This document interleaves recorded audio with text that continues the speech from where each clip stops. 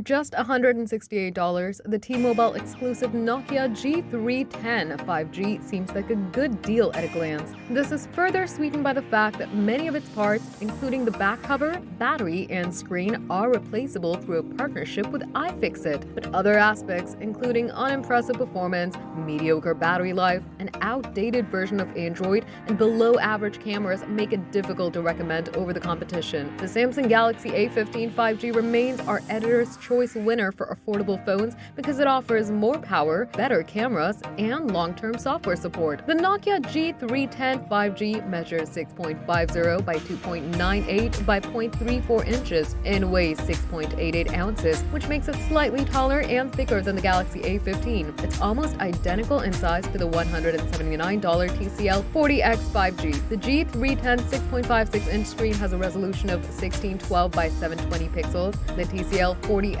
matches that screen size and resolution, while the $199 Motorola Moto G5G has a 6.6-inch panel with the same resolution. Meanwhile, the Galaxy A15 has a smaller 6.5-inch screen with a sharper display of 2340 by 1080 pixels. The Nokia has a 90 Hz refresh rate, much like the TCL 40X and the Galaxy A15, but the Moto G ups things to a smoother 120 Hz. The screen gets bright enough to see it clearly indoors, though I had trouble making out details outdoors under direct sunlight in testing. It reaches a typical brightness of 450 nits and a peak level of 560 nits. The Moto G5G tops out at a dimmer 430 nits, while the Galaxy A15 runs up to 800 nits. Svelte bezels mark the side edges of the screen, though the top and bottom are thicker. The G310 comes with 4 GB of RAM and 128 GB of storage, and you can add up to 1 TB via micro SD card. It uses an older Snapdragon 480 Plus chip, and performance suffers because of it. The phone takes a long time to boot up and tends to stutter, especially when multiple apps are open at once. On Geekbench 6, which evaluates CPU power, the phone scored 751 on the single-core test and 1822 on the multi-core test. The Galaxy A15, which has a MediaTek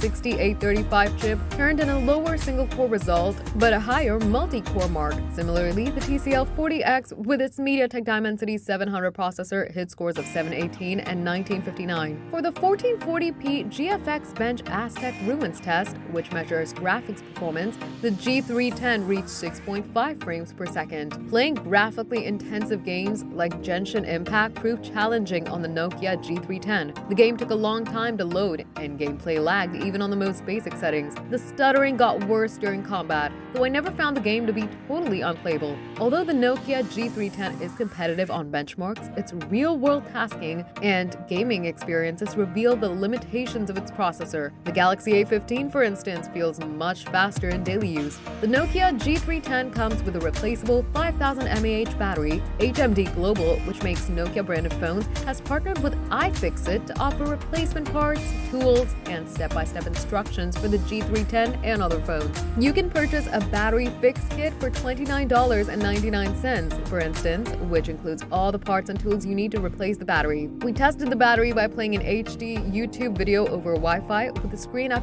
full brightness. Under these conditions, it lasted 10 hours and 12 minutes on a single charge. The phone supports wired fast charging at 20 watt, which is just slightly better than the 18 watt for the Moto G and TCL 40X. The Galaxy A15 charges up to 25 watt. Nokia doesn't include a charging brick in the box, so you have to supply one yourself. As mentioned, the Nokia G310 is a T-Mobile exclusive. It supports 5G, including C-band, but can't access the carrier's fastest MM-wave frequencies. It doesn't support eSIMs either, so you need a physical SIM card from T-Mobile to get service. The G310 supports Wi-Fi 5, not the newer Wi-Fi 6E or the Wi-Fi 7 standards. It performed poorly when we connected it to the home Wi-Fi 6 network. As for call clarity, we didn't have a problem hearing the person on the other end of the line, even in the wind. The speakers aren't ideal for music playback. They have a hard time bringing out the low notes in the knife's silent shout, producing muddy and undefined bass tones. This performance is typical of a phone speaker. The rear camera stack includes a 50MP main sensor, a 2MP depth sensor that doesn't take images,